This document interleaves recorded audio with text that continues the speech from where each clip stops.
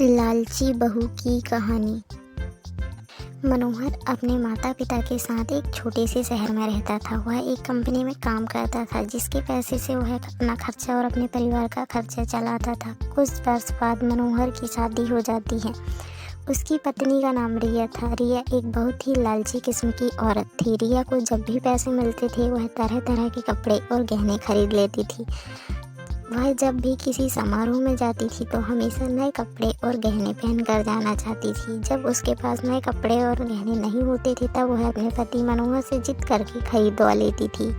उसकी लालच से उसका पति भी तंग आ गया था। मनोहर रिया को हमेशा समझाया करता था कि हमारी कमाई उतनी नहीं है कि मैं तुमको हर समारोह में जाने के लिए अलग अलग तरह के कपड़े और गहने खरीद कर लाया करूं।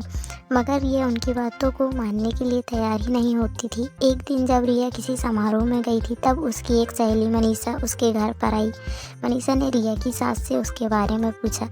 रिया की सास ने मनीषा को सारी कहानी बताई। मनीषा ने अब रिया को सबक सिखाने के लिए एक योजना बनाई। वह रिया के घर से सारा राशन लेकर चली गई और राशन के डिब्बे में अपने गहने और नए कपड़े लाकर भर दिए। जब रिया समारोह से वापस आई तब किचन के डिब्बों में गहने देखकर बहुत खुश हुई। शाम हुई। जब रिया खाना बनाने गई तब उसे राशन नहीं मिला। तब वे अपनी सास से पूछा, सारा राशन कहाँ गया? उसकी सास ने जवाब दिया, मैंने सारा राशन और घर का सारा सामान बेचकर तुम्हारे लिए कपड़े और गहने खरीद लिया है। तुम बदल बदल कर हर दिन नया कपड़ा पहनना।